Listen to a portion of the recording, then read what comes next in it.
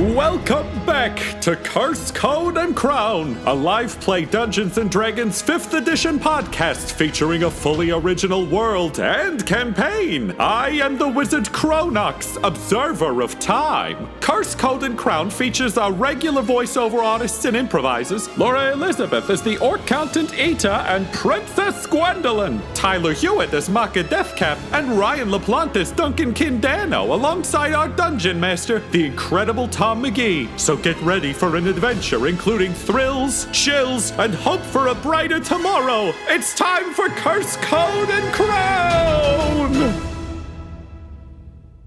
The Triton sorceress spreads wide her hands, lightning crackling around them, and with a dramatic arc, brings them together repeatedly in applause for your efforts.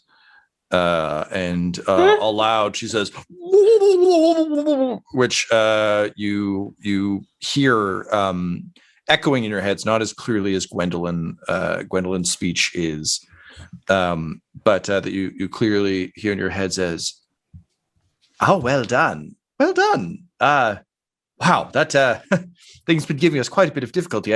I suppose the answer was actually stabbing the whole time. Wow, we've been trying many different things, but apparently none of them were as effective as stabbing. Stabbing was the answer. But good to know. Good to know. You have my thanks, strangers. Although I do see one of the consortium of Bleen with you, which is not particularly to our taste. So I will allow the two of you a safe passage, but I do wonder... Tortle, why do you come down here into the realm, into the domain of the Mantarans? Can I tell if she's speaking Aquan right now? She is. I can speak Aquan. Am I capable of communicating the same way, or am I limited by like my physicality? No, you can absolutely speak Aquan. The way I like to imagine Aquan is that it's like a series of, like, she's obviously using magic to allow everyone to understand what's being spoken, but I got to assume if you're speaking underwater all the time, it would have to be kind of like either whales communicating or anything else, where it's just like you're able to interpret what like through the water means. Okay. So yes, absolutely, you can speak back to her in her own language. Duncan off to the side is like, why was I diplomatically necessary? I can't talk here. Bubbles. It's a foreign language and everyone's psychic. This is not helpful. I speak Common and Elvish and some Gnomish. Admittedly, you do miraculously have court knowledge of Bleen. So, like, you've been doing just fine. I don't think you need to, like, push your luck on this one. It's been a good run for secret Gwendolyn powers. Jesus Christ. I hesitate to even say this, but Ambassador Makka, what do you say? I introduce myself. I say, I am Makka Deathcap, and these are my companions, Duncan Danno and Princess Gwendolyn. We have come to mend the divide between the Triton and the Turtle. We come to reconnect Bleen to the archives. And she just sucks water through her teeth in what would on land be like a and just says, your command of our languages is very good, very admirable. But I do regret to inform you that I think you'll be somewhat disappointed if your goal is to reconnect the Tritons and the people of Mantara with your consortium. After all, your people have been dumping their poisoned spore cultures into our waters for quite some time, leading many of the creatures down here to become like the monster you just destroyed. That crocodile used to tell time impeccably well for all of us. But it had become something truly horrific. Again, apparently vulnerable to stabbing. So good to know. But before perishing, I spoke with the crocodile.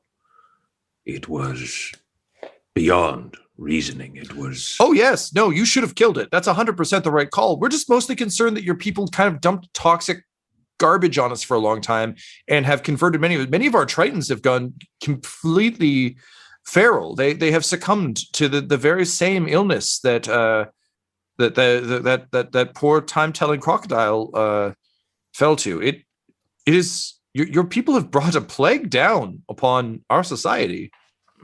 Not cool, dude. They too are plagued. I mean, seeking to heal this plague, to eliminate it. And with the information in your as I understand it, box of receipts help with that? Any and all information is useful. Particularly in... Sorry, I'm trying to think of the phrasing that Makka would use. Particularly certain documentation regarding my role in this. My people have seen fit to blame me for the plague that has befallen them, though I know not who they would blame for dumping into your home. I mean, probably you as well, if they're blaming people. I mean, that just seems like what they're doing. Are you responsible for this? No. No, my investigation is ongoing, but it would seem that there was a sickness, a curse, blighting this land before me. And she kind of nods and says, our people had noticed that as well. Many of the medicinal products we traded for with the consortium were losing their potency. They're for a time, they were providing us with wonderful cures. Many of our people are alive today because of them, but slowly that seems to have dwindled. Yes, this all makes sense. Makka, Deathcap, I believe you said. Yes. Fine. We shall make a one-time exception and allow safe travel, given that you've dealt with our time croc problem. Please, if you and your friends would be so kind as to follow me. I am of Adriel, by the way, of the Mantarans. It is a pleasure to meet you. Right this way. And she kind of waves to her people. You were attacked twice on your way to the archive. As Adriel had indicated, there are feral Tritons now who I think in modern terms you'd consider almost rabid, who attempt to attack, but the non-feral Mantarans who are part of Adriel's honor guard dispatch them relatively quickly. After a bit of a trek, you arrive at the sunken archive. God help me, but it's a good metaphor for it. Very much a Gungan situation going on down here, where it's kind of a massive dome of sort of underwater civilization. Once you sort of pass through, it doesn't have force field because that's not really a thing in this world. But you sort of pass through a small chamber that empties out, just sort of forces the water out.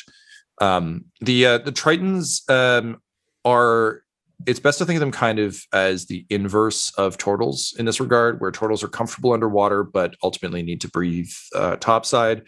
The Tritons can breathe air. It's just not as comfortable for them as underwater. So this is very much a turtle structure. You recognize that upon arrival. That said, the glass nature is much more a Triton influence than a turtle. It seems that the Tritons were instrumental in building this, which would make sense given that it's at the bottom of the ocean. Once you are kind of decontaminated, you walk in and Adriel, whose hair now looks considerably less dope. Out here, she just kind of looks a bit like Samara from The Ring, because the hair only really works in the water. She turns to you, Duncan, and says in a much more kind of, for lack of a better term, like fishy voice. She's clearly like speaking through gills, just kind of like, due to the nature of our physiology, we're unable to properly introduce yourself out there, I'm afraid. I think you might have more information than, we got out there. I apologize. What is your name again? I am Duncan Danno. Speak through your gills? Captain of the Dawnbreakers. Yeah.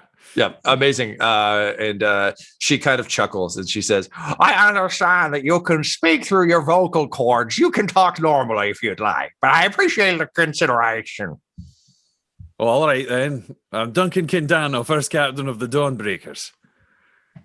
And she kind of nods. Basically, you can tell she was just trying to leave room for you to understand that you can communicate with them now.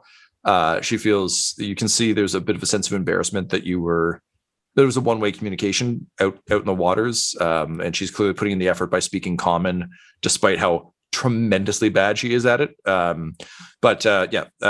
Knowing now that you can fully communicate, you have a bit more of your diplomatic capability back at hand. She will continue to speak Aqualish to Makka, though. Are there any other major dangers along the lines of this crocodile that face your people that we could perhaps free you from? She explains that there are many, a number of creatures that serve various almost Flintstone-esque functions down here, have been infected and have changed and mutated. She indicates as well that it's not merely, and you saw this with the Tritons, who had more spines kind of sticking out of their arms and more prominent gills. The tainted spores seem to actually be mutating things down here. So it's not just a matter of a curable infection. It's that their fundamental nature is being shifted. Tyler brought this up like last episode or a couple episodes ago, but the cordyceps situation is very much in play here. Rather than fully killing it, it's just like it kind of corrupts the brain to a point where it's just a weird fungus suit. Yes, there are a number of things that plague them. The Tritons themselves, as you've seen, are very capable warriors. The water is their domain. But they seem to be essentially faced with the same dilemma as the Tortles. The main difference being they are acknowledging it as the single biggest threat to their civilization and something that must be solved, as opposed to an inconvenience that makes them sniffly and prevents them from shipping boxes on time. So unfolding this, she thanks you for your concern, but is essentially finding a cure to all of this, as indeed it would seem you're trying to do, friend Tortle, would be ideal for solving most of the mutation issues we're seeing. So that really, the thing you're doing is the thing that would help us the most. Understood, and I appreciate the challenges your people are facing. We'll do our best to solve this problem. And I'd just like to say that regardless of how things go, there's like a lot of danger in the world and a lot of like evil stuff going down, and I'd really like our people to be allies. She kind of looks at you in a new light. Gwendolyn, I think you still haven't necessarily fully clocked the fact that since you show up in armor all the time now, people just assume you're hired muscle. Right. But she kind of nods and says, the Mantarans are like our civilization is certainly very reasonable and would like to pursue this further. But I will need to speak more broadly to the other Triton communities. You understand, it's a bit of a process. But the Alliance of Deep Ones may indeed be interested in allying with you if indeed you can offer more than the consortium did. Tell me, what do you value most? We value equality among all peoples. To what purpose? So that everybody's lives and well-being can be elevated. Ah, you see that I like. And in Aqua, she turns to you, Makka, and she just says, "You've brought us such interesting people, friend Tortle. I do appreciate this. Thank you." She kind of nods, I think, to Gwendolyn and kind of like eyes your hands. And not being entirely used to physiology, she still kind of could tell that you probably can't write. So she turns to Duncan and she says, you seem to mention out there in the water that you are worried your diplomatic abilities would be wasted here. We could use some paperwork for this, if you would be so kind. We will convey it to the other nations. Excellent. I'll happily write up whatever you need. Ah, excellent. You are all truly welcome as friends of the Mantarans. And having won them over, you have free reign of the archive.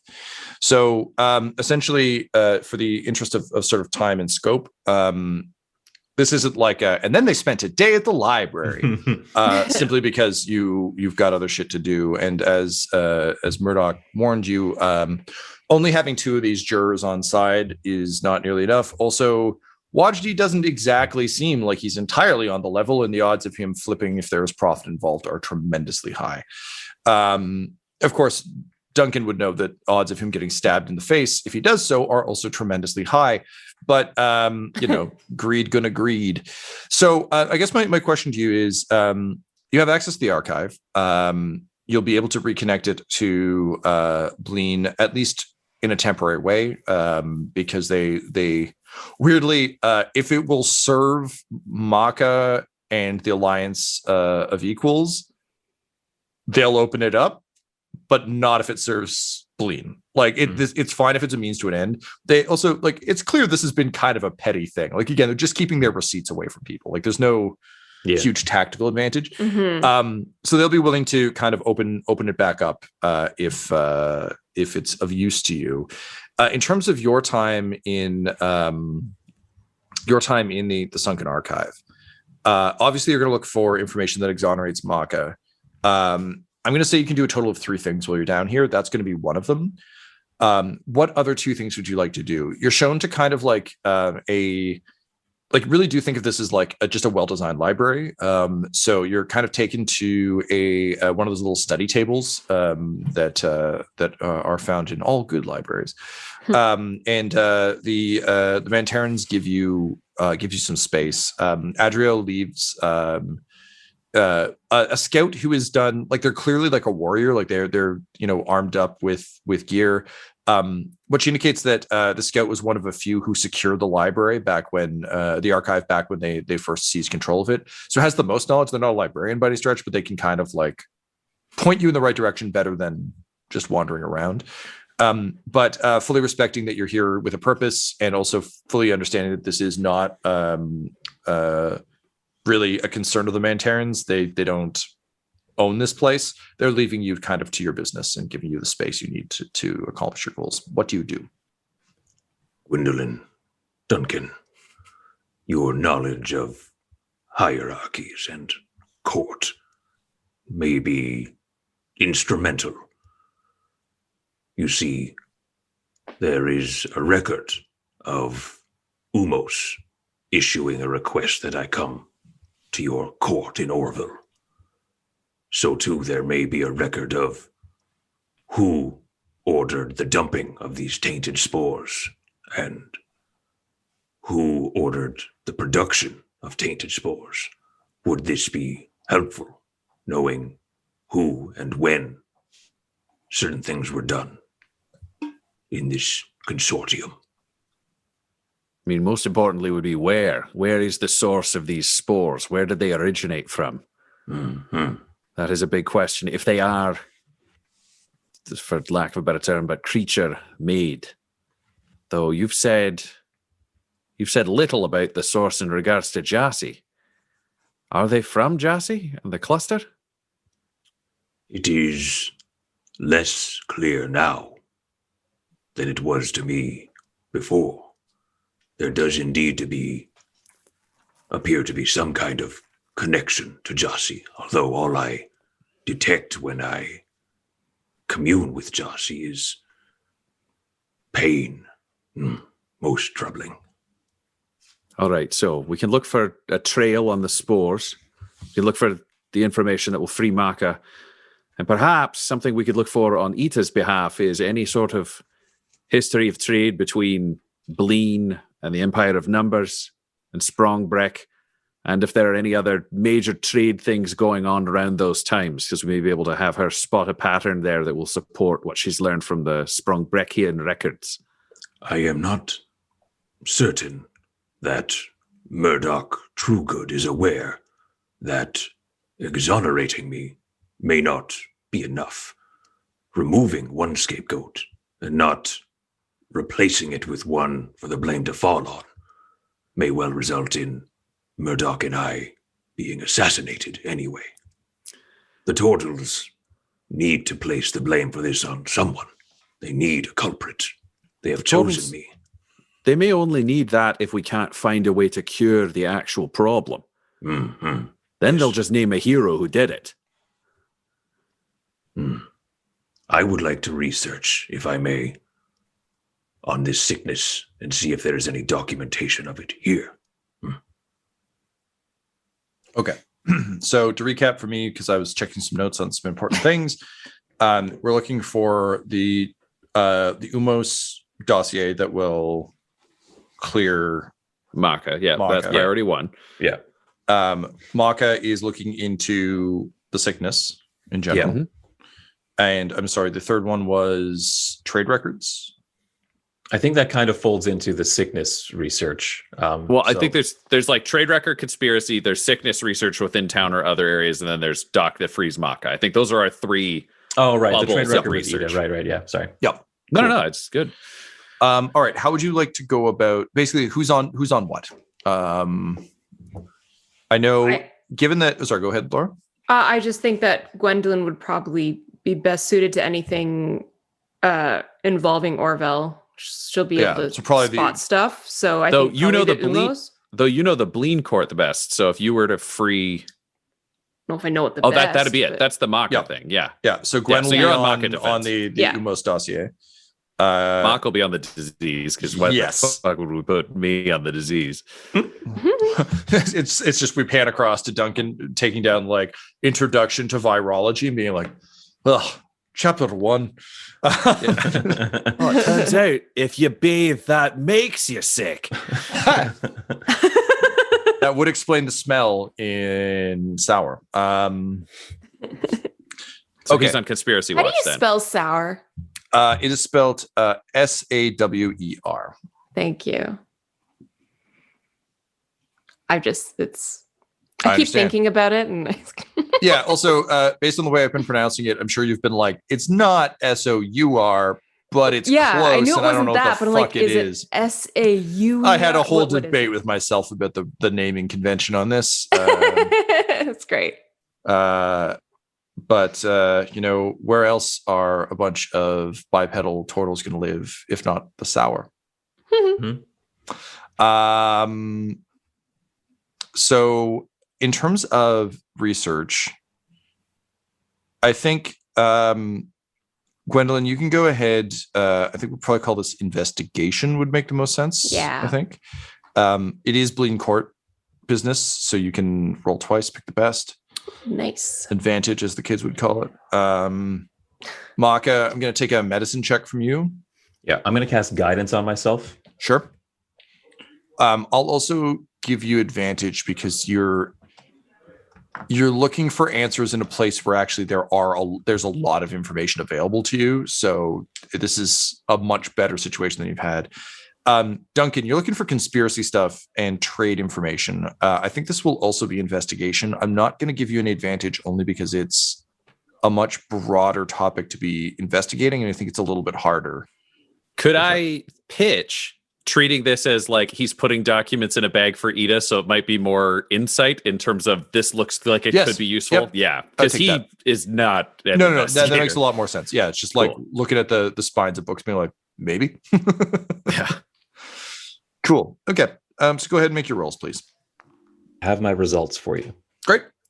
I rolled a natural 20, plus my 8 medicine, plus 1 on my guidance, so 29. Cool. Good to know. I'll take it under advisement. Okay, great. I got 15. I mean, it's not. It's not 29. It's not 29. Really, what is? I got 12. He's throwing shit in a bag. He doesn't know if it's good. Fair enough. Yeah, we're gonna stay with that for Duncan for reals. Gwendolyn, you are able to kind of as soon as you find the right section and start like identifying documents that are clearly bureaucratic and vaguely royal, you're very easily able to track down the information. Now, the Makka is, as we've established, was a bit of an outcast, a bit of an oddity. So the paperwork looks like it'll be enough to satisfy Phaedron, but likely not enough. Like, this isn't ironclad, like, there is a plague here. The curse is upon us. We will go get Makka, and he will help us solve it. It is indicated that Umos went in search of Makka to assist with a dilemma of great concern to Bleen. And that the only proposed solution was to travel to Orvel. So based on your result, again, not ironclad proof, but probably enough to sway I think guy. I think it will be like, basically she'll go back and it'll be one of those things like, I'm like, okay, like if in any of the other documentation, like the disease is referred to using the same words, then that will help. So I'm like, can tell Eda to look for that. Yeah, totally. The other piece you do get, Gwendolyn, from yours is there is some concern that the affliction, they're not calling it a curse in any of the documents because that would be silly. There is some concern that the production of Endara might be related to the sickness afflicting the people of Bleen, that there has been ever since ever since the supply line opened up and processing and production of raw glomera into Endara began, there have been some negative effects observed. But of course, there's likely another cause. Like, it's definitely not. It's not the Endara. It could be, but like maybe it's single-use straws. That's probably the real issue. Yes. You know? Yes. But it's enough to kind of like, you get the exoneration piece, but you also get just a little bit more in terms of things that might be able to fit into other stuff. Cool. Duncan, there's some books that might be helpful. You're grabbing them. Good news is there's a lot to pick from. The paper trail is rather extensive, so you're just kind of grabbing anything you think might be of use. It's an Eda problem. I literally won't know if it's good or not. Yep. Yeah, I just have a bag full of fucking books. Yeah, and Duncan, I'm going to give you 1 point of advantage, or a sort of inspiration rather. It's nice to be doing your job again. Like, you've been doing the grand ideals of what a Dawnbreaker should be for a while, but there's just a simple joy in just like, this was the kind of shit that the Dawnbreakers used to assign to you all the time. It's just nice going through the motions again, you know? Nice. Is it possible to have 2 inspiration? Yes. I don't stand by that you can only have 1 banked, because rule of cool, baby. Yeah. I have 2 inspiration. Yes. Rules as written, you can only have 1, but I won't use them cheaply. So I'm aware. Also, I am no Phaedron Cone Stout. Huh? So that's how we got to having 2. Is he won't use them cheaply. Yeah. You proved you earned the trust, and that's why I'm not going to put any parental guides on your internet access. Big mistake. Corn hut so hard. Makka, you rolled a crit on a roll to investigate the thing that has been plaguing you both metaphorically and physically since the adventure began. So I am very happy to report that finally, with sort of the collective knowledge of the consortium of Bleen at your fingertips, as well as your actual legitimate intimate understanding of the cluster and of Jossie, you're finally able to start getting some answers. The first of which is that, as you've seen evidence of elsewhere, a decision was made long ago that the gifts you were bringing to help the people of Bleen were being processed into a new material, Endara, the base element from which Sundara and a variety of other things were created. And as you begin to look through the books, your eyes slowly widen as you realize that the sickness inflicting Jossie and the cluster is the slow leaching death of key elements of the Biolium cluster into Endara. And as you discovered cruelly for the first time back in the kingdom of the root folk. The work you did and the lives you attempted to save were a fiction. You were, in fact, producing the base element that the consortium of Blee needed to make a profit.